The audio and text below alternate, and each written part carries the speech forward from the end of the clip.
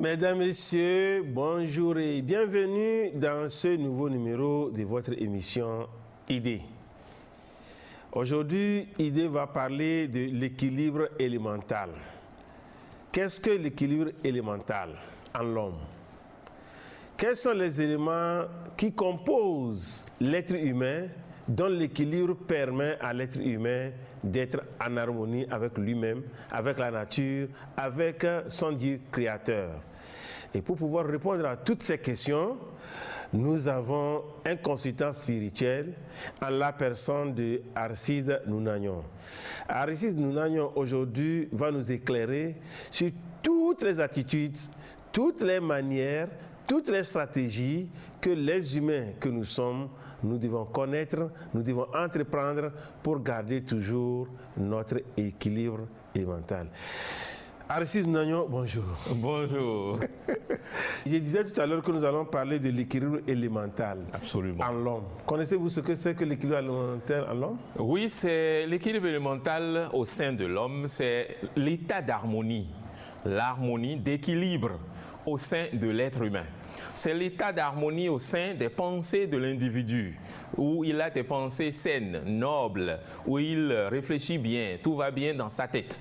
C'est l'état d'harmonie au sein des émotions de l'être humain, où il a des états d'âme très sains, où également il a un corps qui est vibrant d'énergie, en pleine santé. C'est l'état également où l'homme est uni carrément à Dieu. Il est en harmonie avec la chose divine.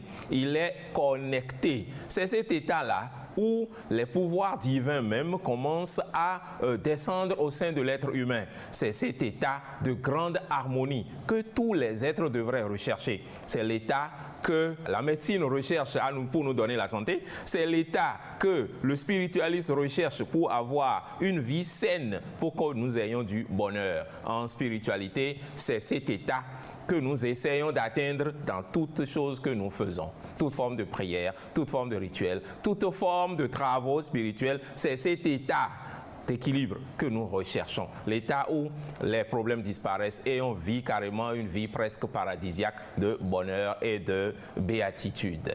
Est-ce qu'il est en réalité possible d'atteindre l'équilibre élémental? Oui, il est possible d'atteindre l'équilibre élémental. C'est une très bonne question. Il y a deux formes d'équilibre. Il y a l'équilibre qui est l'équilibre temporel et l'équilibre permanent, qui est appelé équilibre inamovible. C'est-à-dire, il existe des pratiques, il existe des exercices, il existe des rituels que vous pouvez faire pour vous équilibrer. Mais vous serez équilibré momentanément. Après, l'état de déséquilibre revient. Il est normal, c'est un équilibre temporel. Après avoir répété longtemps les pratiques qui permettent de s'équilibrer, un beau jour viendra où vous aurez atteint un équilibre qui ne va plus bouger autant au fil des heures et des jours après. Là, vous aurez atteint un équilibre inamovible, il ne bouge plus. Mais là, c'est que vous avez fait des années et des années et des années, des décennies carrément de recherche d'équilibre. Alors ça devient l'équilibre permanent. Oui, quand on parle de l'équilibre élémental en l'homme, oui, cela veut dire qu'il peut exister aussi le déséquilibre élémental en l'homme. Absolument. Absolument. Le déséquilibre élémental, c'est au fait la chose normale, ça. Tout le monde vit dans ce déséquilibre.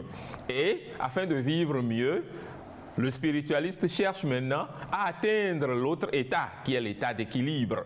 Parce que nous vivons dans un état de déséquilibre. La plupart des êtres humains vivent cet état de déséquilibre. Et c'est pour quitter cet état et aller vers le correct, l'harmonie, que nous essayons de trouver, de retrouver en nous cet état d'harmonie qui est l'état d'équilibre élémental. Oui, pour avoir l'équilibre élémental, qu'est-ce qu'il faut faire? Qu'est-ce qu'il faut avoir en soi pour que cet équilibre élémental en l'homme soit acquis? Pour avoir cet état d'équilibre, il faut bien connaître ce que nous appelons les éléments et il faudrait travailler sur ces éléments-là qui sont en nous afin de réaliser cet équilibre dont nous parlons. Donc ce n'est pas un travail en l'air, ce n'est pas des mots en l'air. Il faut savoir de quoi il s'agit, il faut savoir de quoi on parle, œuvrer dessus afin de faire cette transformation, de passer de son état de déséquilibre à un état d'harmonie et d'équilibre. C'est les éléments. Oui, les éléments, voilà, les éléments. Quels sont les éléments constituant l'homme qui permettent à l'homme d'atteindre l'équilibre élémental? Alors, ces éléments sont au nombre de 4. Il y a le feu, l'élément feu. Il y a l'élément eau.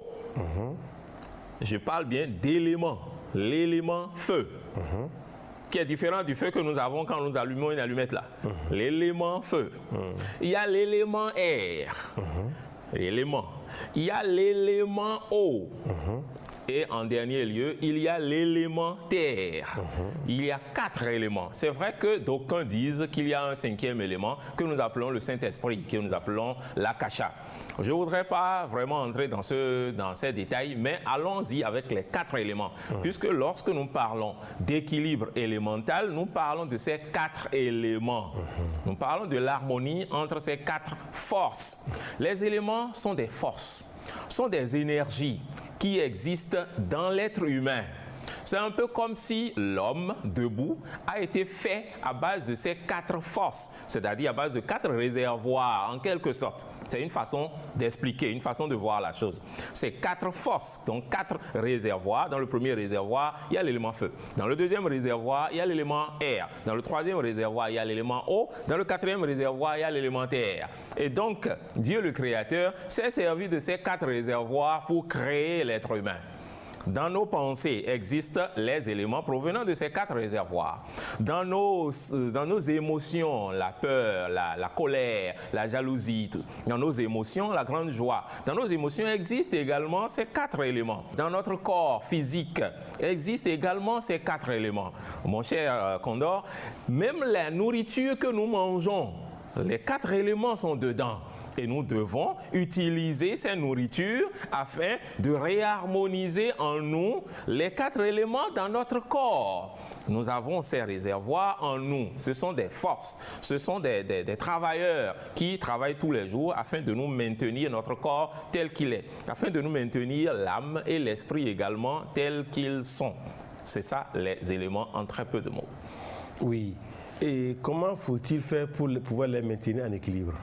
Pour pouvoir les maintenir en équilibre, comme je disais, il faudrait accumuler ou agrandir, accroître leur quantité, les quantités de chacun de ces éléments, donc accroître leur quantité et les purifier, ces 2 mots. Accroître leur quantité, les quantités de chacun des éléments et les purifier. J'ai dit tout à l'heure qu'il y a les 4 réservoirs au sein de l'être humain. Chaque être humain a l'élément feu, le réservoir de l'élément feu. Pendant qu'il est en train de vivre, le feu, ce réservoir-là, est en train d'être utilisé, un peu comme l'essence que je mets dans ma voiture. Pendant que je roule, je suis en train de vider ce réservoir. C'est naturel, c'est normal. Pendant que je roule, le réservoir de l'air est en train d'être utilisé, le réservoir de l'eau, le réservoir de la terre aussi.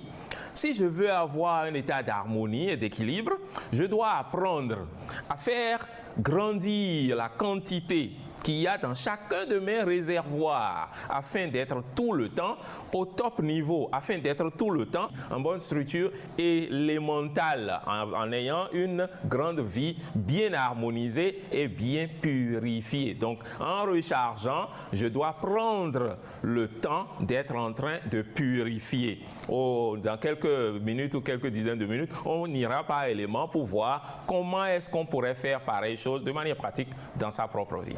Oui. Et quelle différence y a-t-il entre ces 4 éléments? Ces 4 éléments ont des différences majeures. Lorsque nous parlons du feu, le feu, on a une idée du feu parce que le feu, c'est le feu qu'on voit. Mais ce n'est pas le feu qu'on voit. Je sais bien de quoi je parle. J'ai dit c'est le feu qu'on voit et j'ai dit également mais ce n'est pas le feu qu'on voit. Parce que le feu que nous voyons n'est qu'une manifestation de l'élément feu. L'élément feu, c'est tout ce qui est expansion et chaleur. Tout ce qui comporte de la chaleur et de l'expansion, donc tout ce qui comporte des forces chaudes et expansives, dans cela, on dira qu'il y a de l'élément feu. Je donne un exemple en même temps. Quand vous prenez l'oignon, à croquer dans l'oignon, vous saurez qu'il y a du feu dans l'oignon, on n'aura pas besoin de vous le dire.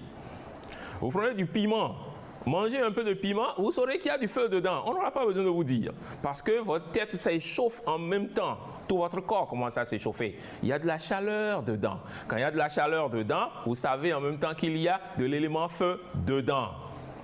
Lorsque je prends l'élément air, par exemple, l'élément air, c'est tout ce qui est léger, qui peut s'élever et qui est également un peu tiède. Le feu, on a dit que c'est de la chaleur. L'eau, on dira tout à l'heure que c'est chaud. L'air est entre les deux et c'est tiède et léger. On verra que quand vous prenez un ballon que vous gonflez d'air, donc il y a beaucoup d'air dedans. Lorsque vous prenez la pomme fruit, par exemple, la pomme fruit, elle est soit de couleur verte, un peu jaune, ou certaines fois de couleur rouge. La pomme fruit, il y a beaucoup d'air dedans. Ça se sent, c'est léger, quand même vous croquez dedans, ça vous donne une impression bizarre. C'est de l'air en quantité qu'il y a dedans. Vous prenez du citron également, je prends ce deuxième exemple. C'est une bonne condensation d'éléments air qu'il y a dans le citron. Alors, donc, tout ce qui a ces attributs que je suis en train de dire contient de l'élément air. Passons à l'eau. L'eau, c'est tout ce qui est froid. L'eau, c'est pas nécessairement l'eau là. L'eau n'est qu'une manifestation de l'élément eau. Manifestation de l'élément eau. Donc, en l'eau, oui, il y a également de l'élément eau. Mais en toute chose, il y a également l'élément eau. Et l'élément eau, c'est tout ce qui est froid et contracté. Quand c'est froid et que c'est en train d'être contracté, on dira qu'il y a de l'élément eau dedans. Vous prenez n'importe quel liquide, il y a l'élément eau dedans. Les fruits qui ont l'élément eau, vous prenez l'ananas, il y a de l'eau dedans en très grande quantité. Vous prenez la plupart des choses sucrées. Le sucre attire rapidement, il y a la contraction. Ça attire les mouches. Tout ce qui attire les mouches, vous savez qu'il y a de l'eau dedans, qu'il y a de l'élément eau dedans. Vous prenez l'ananas, comme je le disais, vous prenez le miel, vous prenez également comme fruit, je parlerai de la betterave par exemple, la canne à sucre, ça contient de l'élément eau en très grande quantité, parce qu'il y a froid et contraction, ça attire. La dernière chose, le dernier élément, c'est la terre. L'élément terre, c'est l'élément qui reçoit le feu, l'air et l'eau. On l'appelle le contenant. C'est lui qui vient donner une forme aux trois autres éléments. Il est le quatrième élément, mais il contient tous les trois éléments, tous les trois autres éléments. Donc, à lui tout seul, il fait 4 éléments à la fois. Les 4 éléments sont en lui, c'est ce que veut dire. À lui tout seul, il fait 4 éléments, l'élément terre. Il fait asseoir le feu, l'air et l'eau. Et donc, il est lourd. Tout ce qui est lourd contient de la terre en grande quantité. Tout ce qui porte des forces de cohésion, ça essaye de faire de la cohésion, de la solidification, de la manifestation. Toutes les forces de manifestation, c'est les forces de la terre. La terre, elle est présente dans tout ce qui est tubercule. Tout ce qui vient de la terre, sous forme de tubercule. La pomme de terre contient de la terre, c'est pourquoi on l'appelle la pomme de terre. Vous prenez la patate douce, elle contient de la terre. La banane aussi contient de la terre en très grande quantité. Donc, je viens de donner des différences de structure par rapport aux éléments. Et ces éléments, comme je le disais, l'être humain, il y en a, il y a les 4 dedans. C'est ça qui nous a formés. C'est ça qui a formé tout l'univers. Tout l'univers a été formé des 4 éléments. Et tout dans l'univers, même ma chaussure, même ma voiture, tout dans l'univers contient ces 4 éléments. Il n'y a pas d'autre force ailleurs. Ce ne sont que ces 4 éléments qui sont en toutes choses. Mais comment faire pour accroître le niveau de ces éléments en nous? Pour faire accroître le niveau de ces éléments en soi, c'est quasiment, je dirais, tout un enseignement. C'est tout un cheminement. C'est une pratique qu'on prend des années pour apprendre. Cela étant dit, vous savez, les téléspectateurs qui nous suivent, ils ne voudront pas attendre des années avant d'arriver à commencer à faire accroître en eux-mêmes une certaine quantité de tel ou tel élément en soi. Donc, pour faire accroître en soi-même, par exemple, je commence avec l'élément feu. Une possibilité est de commencer à manger des fruits contenant le feu. C'est une possibilité. Commencer à manger des fruits contenant du feu.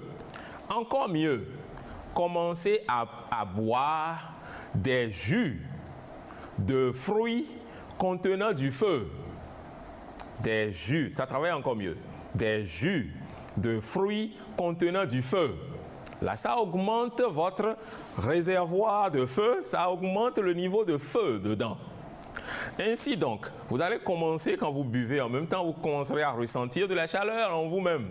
Parce que le fruit que vous avez pris, je prends l'oignon par exemple, contient du feu en grande quantité. Ça, c'est une méthode, mais c'est une méthode physique. Donc, vous voulez dire que l'on peut préparer le jus d'oignon et boire? Simplement. Ça peut se passer? Absolument. Les gens en font? Absolument. J'en fais moi-même. Le jus d'oignon? Bien sûr. Ce n'est pas bon à boire, hein. Ce n'est pas agréable à boire. Mais ça donne une très grande vigueur à l'être.